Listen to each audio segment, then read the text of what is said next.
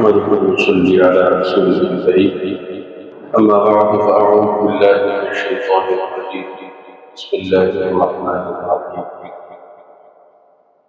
إنما المؤمنون إخوة فأصلحوا ذات بين أخويكم واتقوا الله لعلكم ترحمون صدق الله العظيم صدق رسوله النبي الكريم ونحن على ذلك لمن الشاهدين والشاكرين إن الله وملائكته يصلون على النبي يا أيها الذين آمنوا صلوا عليه وسلموا تسليما محمد کے ساتھ اللهم صل على سيدنا مولانا محمد وعلى آل سيدنا مولانا محمد وبارك وسلم عليه رب اشرح لي صدري ويسر لي امري واحلل عقدة من لساني يفقهوا قولي. محترم سامعین، آپ حضرات کے سامنے سورہ حجرات کی ایک آیت کریمہ کی تلاوت کی گئی ہے. سب سے پہلے تو اللہ رب العزت سے دعا کرتے ہیں کہ اللہ ہم سب کو دین کی صحیح سمجھ کی توفیق نصیب فرمائے، پورے دین پر صحیح معنوں میں عمل کی توفیق نصیب فرمائے. آیت کریمہ میں اللہ رب العزت ارشاد فرماتے ہیں کہ انما المؤمنون اخوة، تمام مسلمان آپس میں بھائی بھائی فاصلحوا بین اخویکم، اگر خدا نخواستہ ہے ان کے درمیان میں کوئی لڑائی کوئی جھگڑا کوئی رنجش پیدا ہو جائے تو تم لوگ آپس میں مصالحت کی کوشش کرو، اس لڑائی اس جھگڑے کو ختم کرنے کی کوشش کرو. واتقوا اللہ لعلکم ترحمون، اور اس مصالحت کے حوالے سے اللہ سے ڈرو، لعلکم ترحمون، تاکہ تم پر اللہ رب العزت رحم فرمائے، اپنا کرم فرمائے. میرے عزیز دوستوں، قرآن کا حدیث کا جب ہم مطالعہ کرتے ہیں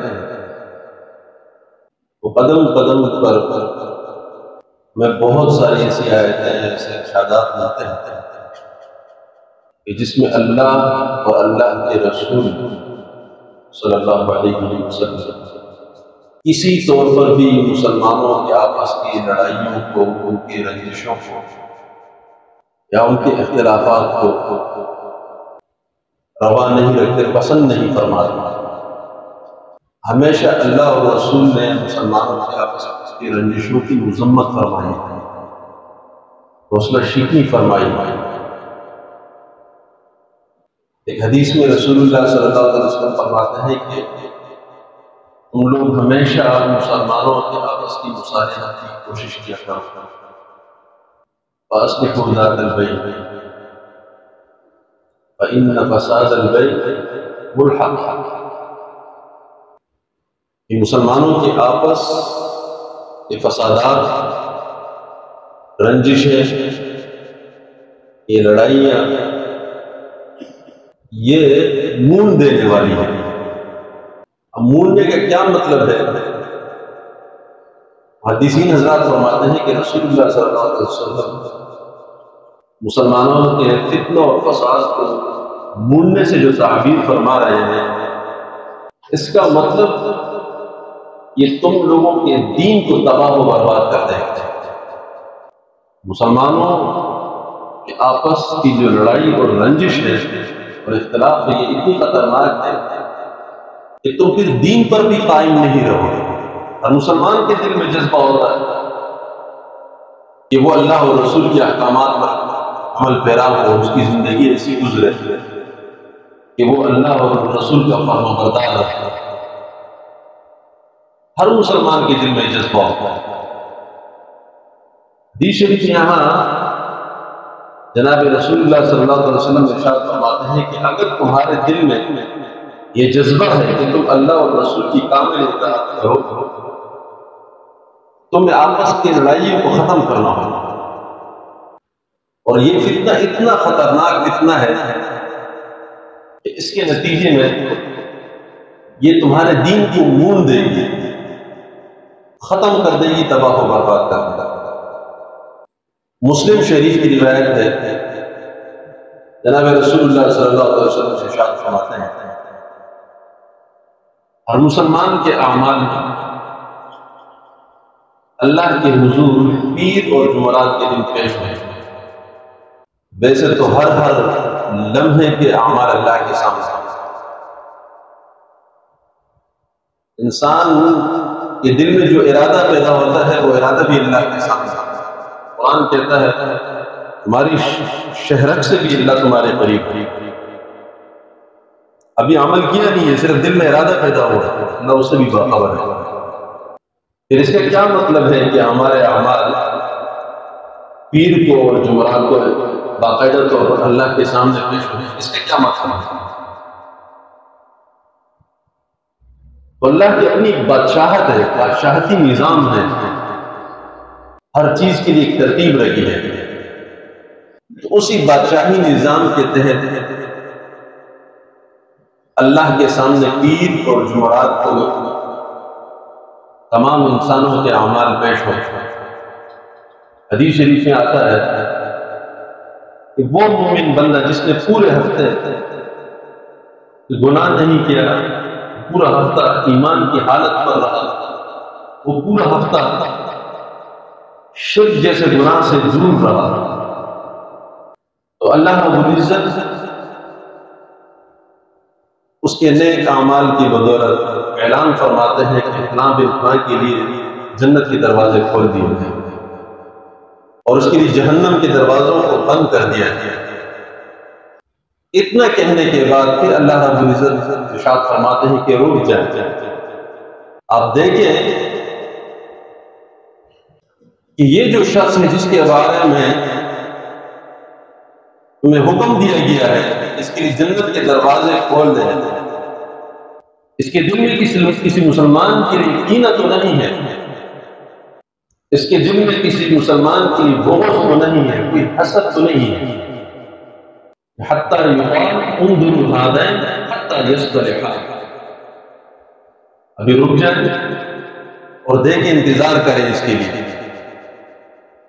اگر اس کے دل میں کسی مسلمان کے لیے کینہ ہے، بغض ہے، حسد ہے، کوئی جھگڑا ہے، تو اللہ رب العزت فرشتوں کو حکم فرماتے ہیں کہ انتظار کریں، شاید کہ یہ پلٹ جائے، یہ توبہ کر جائے، اپنے اس برے فعل سے استغفار کر جائے اور یہ آپس میں مصالحہ کریں.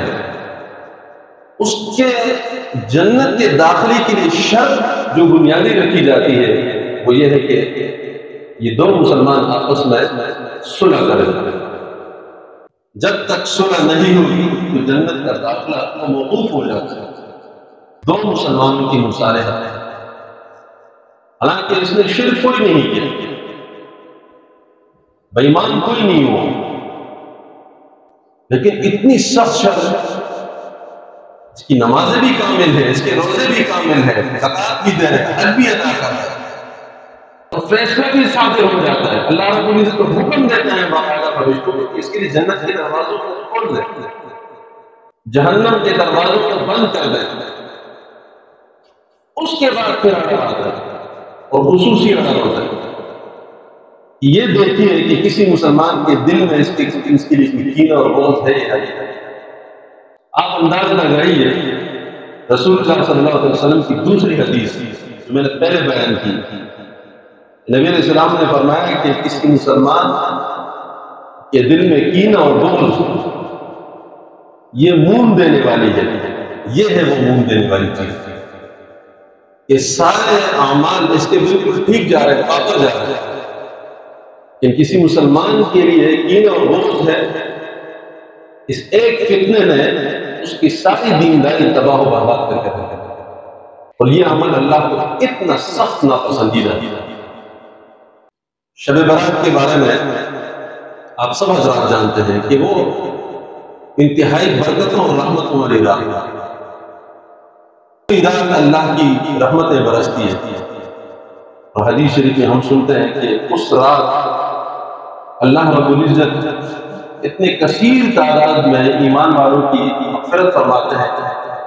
مثال کے ذریعے یہ سمجھایا گیا کہ جتنے کے بنو کلب کے بکریوں کے جسم کے اوپر بال ہیں، اس ایک رات میں شب برات کی رات میں،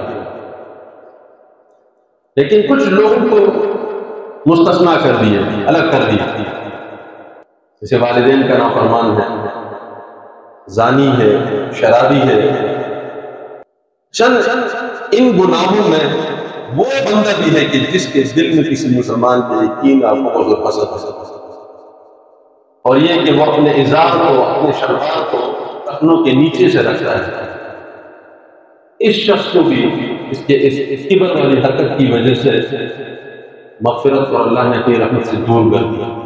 یہ اتنا عظیم گناہ ہے، آج ہم خیال نہیں کرتے۔ بعض لوگوں کے مزاج میں اتنا کبر ہوتا ہے، شلوار ٹخنوں سے نیچے رکھائی ہوئی، دین میں اسے سخت ناپسند کیا گیا ہے۔ بعض لوگ نماز میں اٹھاتے ہیں، نماز سے پڑھ لیتے ہیں، پھر فوراً نیچے کر لیتے ہیں۔ یہ حکم صرف نماز کے لیے نہیں، یہ عمومی حکم ہے، یہ حرکت اللہ کو ناپسند ہے۔ تو شب برات جیسے عظیم رات میں اللہ کی رحمت جوش مار رہی ہوتی ہے، اور کروڑوں کی تعداد میں مسلمانوں کی مغفرت ہو رہی ہوتی ہے، لیکن ان میں سے ایک گناہ یہ ہے کہ جس کے دل میں کسی مسلمان کے لیے کینہ ہے، بغض ہے، کیونکہ یہ بغض یہ ایک ایسی چیز ہے جو حسد سے جنم لیتی ہے، اور جس کے دل میں ایک دفعہ حسد پیدا ہو جائے کسی مسلمان کے بارے میں، وہ ہمیشہ بھی اس کے مخالف کرتا رہتا ہے دل میں، اور اس قرآن کی وجہ سے وہ ہمیشہ بدخواہ رہتا ہے، ہمیشہ بدخواہی اس کے دل میں گھومتی رہتی ہے، اور یہ بدخواہی اسے اللہ کی رحمت سے دور کر دیتی ہے۔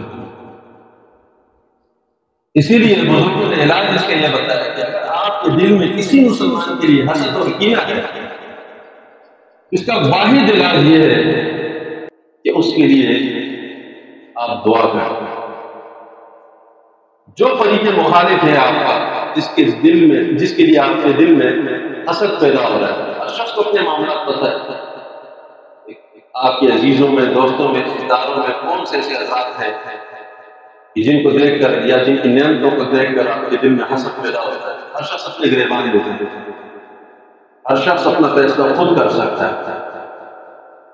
اگر تم چاہتے ہو کہ یہ طبی بیماری تم سے ختم ہو جائے، دور ہو جائے، اور تم اللہ کی رحمت میں آ جاؤ، دیکھیں آج ہماری عبادات قبول نہیں ہو رہی ہیں، اور ہم خود بھی گلا کرتے ہیں، یہ عبادات میں مزہ نہیں آتا، ہمیں تو ایسا لگتا ہی نہیں کہ ہماری دعائیں قبول ہوتی ہے، ہمیں تو ایسا لگتا ہی نہیں کہ ہماری عبادات قبول ہوتی ہیں۔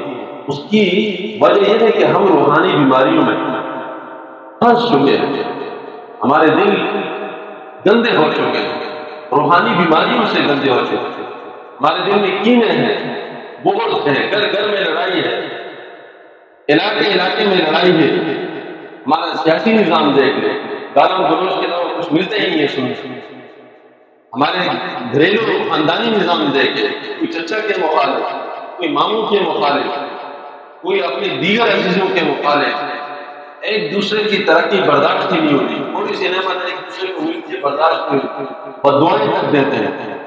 آپ مجھے بتائیے وہ چیزیں جسے اللہ اور رسول نے اتنا سخت ناپسند کیا ہے، ہم اتنے ناپسندیدگی والے معاملات کے ساتھ اللہ کے حضور حاضر ہوتے ہیں، ہمیں رحمت کہاں سے ملے گی؟ ہماری دعائیں کہاں قبول ہوگی؟ ہماری عبادت کہاں قبول ہوگی؟ اور اپنے فریق مخالف کے لیے دعا کرنا یہ بڑا مشکل کام ہے، بزرگوں نے لکھا ہے۔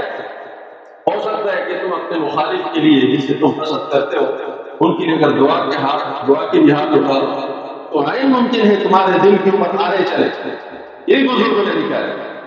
نہ چاہتے ہوئے بھی دعا کرو، دل پر آرے چلے چلنے دو پھر بھی دعا کرو، رفتہ رفتہ یہ کبھی عادت ہمارے دلوں سے اللہ پاک ختم فرما دے گا۔ اس کے لیے ہمت کرنی پڑے گی، کوشش کرنی پڑے گی۔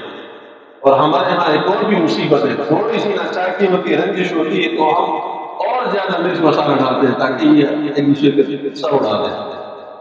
اس چیز نے بھی ہمیں تباہ و برباد کر کے رکھ دیا۔ مصالحت کی کوشش کوئی نہیں کرتا، کوئی غلط خبر کسی نے پھیلا دی بغیر تحقیق کے آگے پھیلا دیتا، اس نے ہمیں برباد کر دیا۔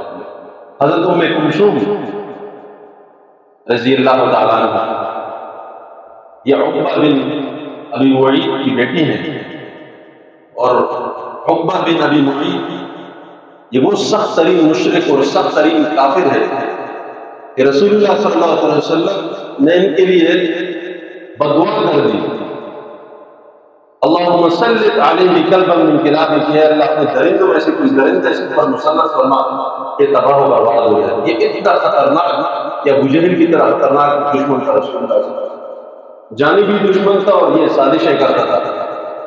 اور پھر رسول اللہ صلی اللہ علیہ وسلم نے ایسی بد دعا دی کہ شہر اس کے اوپر مسلط ہوا اور اس کو چیر پاڑ کر دیا اور ہلاک ہو گیا۔